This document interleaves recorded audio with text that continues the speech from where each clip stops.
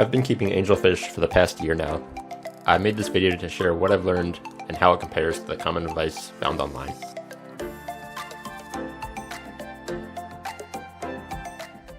As a child, when I got my first taste of fish keeping, I absolutely fell in love with angelfish. I remember seeing them at the store, and although we only had a small 10-gallon or so, I just wanted them every time I would ask my dad. And he would always say, no, they're going to get too big, you can't fit them in our tank. And eventually one day, he caved in and he said, all right, well, we can get 2 of them, and if they live to grow up big enough to outgrow our tank, then we'll get a larger tank for them. So I was so happy we got 2. They were just marble angelfish, and they ended up living. They ended up kept growing, and then we went and we got a 29-gallon, and those angelfish lived for probably 3 or 4 years. They were my longest living fish as a child. And from then, I just absolutely fell in love with them. So when I got back into the hobby a little over a year ago now, angelfish were the one fish I wanted. I knew I wanted to get a tank large enough for them and keep at least a few of them. And so that was the main reason for me getting a 45-gallon about a year ago when I got into the hobby, because I wanted to keep some angelfish. And I got 2. They were called neon blue angels. The one here, the larger one, that's one of them now. And so I've had him for over a year now. And then I also have a blue ghost angelfish and a pinoy angelfish right there. So kind of going through my history of keeping angelfish, I told you I got 2 marble angelfish when I was younger, and they lived for 3 or 4 years. But since I got back into the hobby, I got 2 neon blue angelfish. Like I said, the one is right there. I got them maybe about quarter size, and then they grew up to be full size. It turned out the one was super aggressive towards the other one. He didn't really bother with fish, but towards that blue angel, he just beat him up. His fins were very raggedy, and I did upgrade from the 45 to the 65, and it just kind of got worse and worse over time. So I eventually had to give him away, rehome him. But I kept this one, and this one is very chill, even with these younger angels he's with. But when I did upgrade from the 45 to the 65, I also did get 5 smaller angels. Unfortunately, the aggressive one did kind of beat up not only this one, but some of the other ones, so I did lose a few. But so right now I have the full-grown neon blue, and then about starting to get to adult, the pinoy, and then the more juvenile blue ghost angelfish. So what I want to talk about first is the tank size if you're thinking about keeping angelfish. So online you'll read the absolute minimum is a 20-gallon, and this will be a 20-gallon tall, not a 20-gallon long, or a 29-gallon for 2 angelfish. And what I did was I got a 45-gallon and put 2 angelfish in it. And then when I got 65-gallon, the 65-gallon, my initial intention was actually to keep 6 angelfish. Now that has since changed since a few passed away and I rehomed one. I'd say you probably want at least a 29-gallon, and I wouldn't put more than 2 in there. And then as you get up to a 55-gallon or so, you could probably keep 4. And then once you get to 65, 75 or higher, you can keep 6 and probably go up even more from there. And also if they end up breeding, if you get a male and female that bond up, I haven't actually had that happen yet. Maybe it'll happen when these get older, but I've heard as they breed, those 2 can get very aggressive and take a part of the tank and be very aggressive to other fish. So something to keep in mind, but I'll talk about aggression in a little bit. As far as tank setup, it's pretty simple with angelfish. You can pretty much do almost anything. A planter tank is great. They're not going to bother plants. And I'm into aquascaping, so that's kind of a go-to for me. They're probably staple fish for me in aquascapes in the future. But you can do completely bare tank. You can do artificial decorations planted. You can do heavily planted, lightly planted. It really doesn't matter. Otherwise, yeah, you can pretty much design any tank you want. Just basically stocking and tank size will be more important than what physically is in the tank as far as decorations and substrate and such. For water conditions online, you'll generally read a temperature of 76 to 86 degrees Fahrenheit, a pH of 6 to about 7.5, and then for hardness, anywhere from nothing up to 15. So they generally like softer water, but you can go to a pretty moderate hardness. For my conditions, and these have been pretty much stable since I was in the 45 and now the 65, have always pretty much been stable. Right around 80 degrees Fahrenheit. My pH has always been right around 7.4, and then my hardness has always been around 12 ppms. They're pretty easy to maintain. I think they're probably one of the easier fish. You'll generally read online they're either easy or moderate. And the only reason I think people put moderate is because they get a little larger and their aggression can be a little bit all over the place. So you got to think about that. As far as water changes, what I do for my angelfish, when I was in the 45-gallon, I did about 25 to 30% once a week. And now I do twice a week, probably about 30% each. Mainly I just have a goldfish tank that's right next to it. So I do that twice a week. Just to keep everything in check there because they make a lot of waste. And this is easy to do at the same time. But doing that, the Nitrates stay at around 20 ppm. Sometimes back in the 45 they go up to 40, but otherwise they stay below that. And I'd say, yeah, if you can keep yours below 40, you'll be in great shape for the angelfish. They won't really be very demanding in terms of maintenance. Going on to food and what I feed them. So I'll say angelfish are not very picky at all. They'll eat most things. I'd say with any fish, a variety is the best. Variety is key, but they've been very easy to feed. You'll find they'll keep eating and keep eating and keep eating based on the amount of food you give them. The foods that I have found that I do love for them, well, I just give them a nice flake, usually every day or every other day. That's part of the staple diet, but I've just been using the Tetra Mint Flakes, and they've worked great. As far as another food that they absolutely love, that I'll probably always feed my angelfish, is Vibarites by Hikari. They absolutely love these. They go crazy for these. So I'd highly recommend these. They claim to make your fish, the color stand out. My blue angelfish, when you look up close to them, very colorful and looking very good. So I've been very happy with that food, and they just go absolutely after it. Otherwise, they also love bloodworms. I kind of alternate between freeze-dried and frozen. For freeze-dried, I've always gone with Omega 1.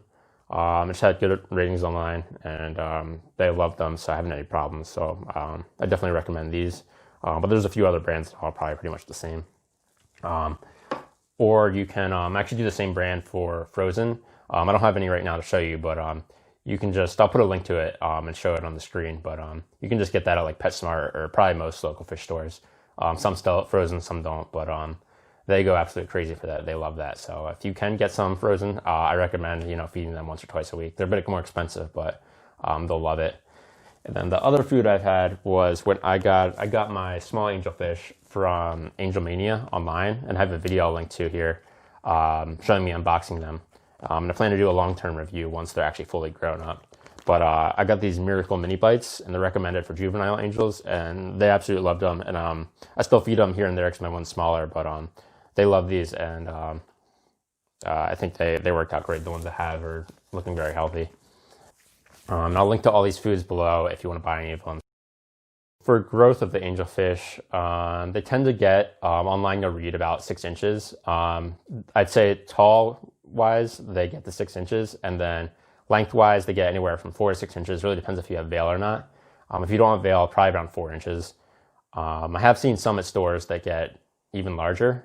They can get pretty big, and then there is Ultimate Angels, which I don't have. They're a bit harder to care for. They get even larger. They actually look really cool in real life, so I want some in the future. But either way, you can expect 4 to 6 inches long and about 6 inches tall.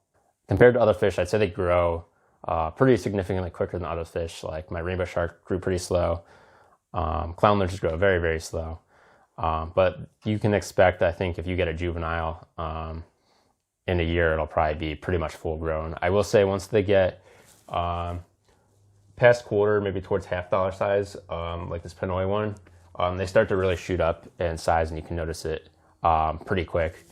That's about the size I got my neon blues at, and in about 3 months, they were pretty much adult size. They grew a little bit here and there, but when you get them very small, like dime nickel size, I probably got these blue ghost at dime size. I'd say they grow much slower to get the quarter size, and then they really shoot up and start accelerating. But still, if you get them very small, within a year, I'd expect them to be full grown. Although I think that's also a good thing about them is you can get them small, and then you'll see them grow to full size very quickly, which is a fun thing to do. We're not all fish are like that. Some you'll get them, and it'll take them years to grow to their full size. So it is a cool thing about angelfish. They'll be fun to watch grow, and they'll be pretty quick. So next, maybe the most controversial topic of what I'm going to discuss is the aggression of angelfish. So online, you'll read they're semi-aggressive, and that's pretty accurate. They'll chase some other fish. They are cichlids, so it kind of depends on the angelfish. And they will chase each other. Sometimes they'll beat up each other. It really kind of depends, and that's what I found. But I think semi-aggressive is a very fair way to rate them. I found my angelfish have never really been very aggressive towards other fish. I used to have some dwarf gouramis, and they would chase them a little bit, but never really beat them up or anything, just chase them if they were bothering them in their area. But in terms of having angelfish together, that's where I've seen myself. It's kind of been all over the place, and you'll read that too online. So when I was a kid and I had the 2 marbles, They absolutely got along together. There was really didn't see any chasing at all. They were buddies. They always swam together. I don't know. They either probably were two females or a male and female pair, although they didn't get aggressive towards other fish either. So, but online you'll generally read that males are way more aggressive than females. And probably if you do want two to get along properly, probably females are the best. Otherwise, a male and female that end up bonding is also great. But for me, since I've had them over the last year, the two neon blues that I had, my guess is that from reading online that they were males. It's very hard to tell just looking at them.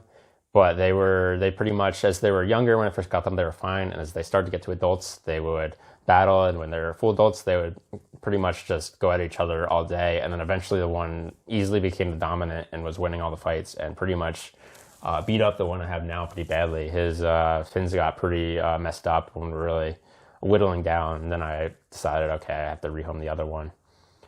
So it really depends on the angelfish you get. That's kind of what it, and it also depends on the genders. But you kind of just have to see when you get them.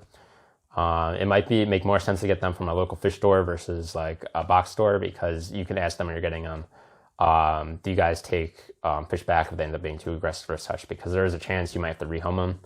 But anyway, I guess the other topic that I do have experience with now, that I definitely have some recommendations for, is if you're going to mix juvenile angels and adult angels. Online, you'll read people have very mixed things, and that's my experience. I would probably recommend against mixing them from my experience now. The 5 that I had in here, juveniles with the 2 neon blues, 3 passed away, unfortunately, and I think it's mostly from the aggressive adult harassing others and probably even damaging their fins.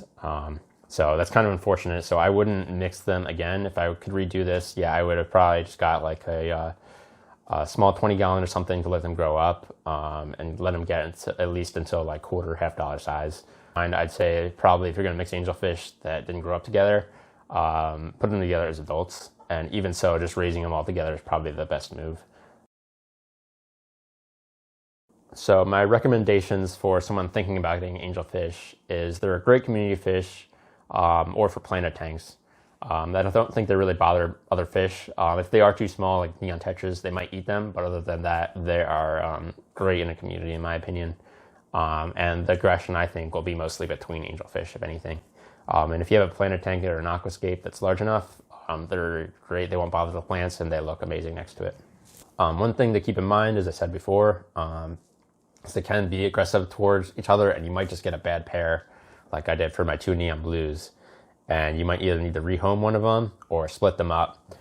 So as you get them, that's one thing to keep in mind is it'd be great to have at least a second quarantine tank, even if it's small, just temporarily if they're too aggressive, so you can move one over so the other doesn't get too injured, and then try to rehome one.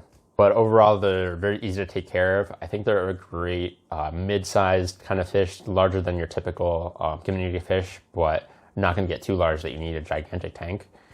And they seem very easy to take care of, not very demanding. You know, you do water changes once a week or even once every 2 weeks and keep everything in check. They'll be very easy to take care of. It's not going to take really any special care or fiddling to keep them healthy. And then they come in so many varieties that you can really get pretty unique ones. So I think it's you can find ones that you really like. So that's also another benefit. But I definitely recommend not just getting the first ones you see and shopping around a bit till you find ones you really like, or at least seeing online, oh, I really love blue angelfish or veilfin angelfish, and waiting until you can see those to actually get those. And finally, would I get angelfish again in the future? The answer is definitely 100% yes. I think they're great fish. They do have good personality too. They often will, when you come up the tank, swim up to you, and they love food. They'll interact with you, and they just look great, especially in planted tanks. And they're easy to take care of. And yeah, when I get a larger tank in the future, I plan to add more to them. And I'll probably always keep angelfish. So I'd highly recommend to anyone that is thinking about them. Just kind of keep in mind the things I've talked about in this video. And otherwise, there should be a pretty easy to maintain and fun fish to keep. Anyways, I'd love to hear if you've kept angelfish or would like to in the future. And if you've enjoyed this video, please consider giving my channel a sub. I'll catch everyone in the next video.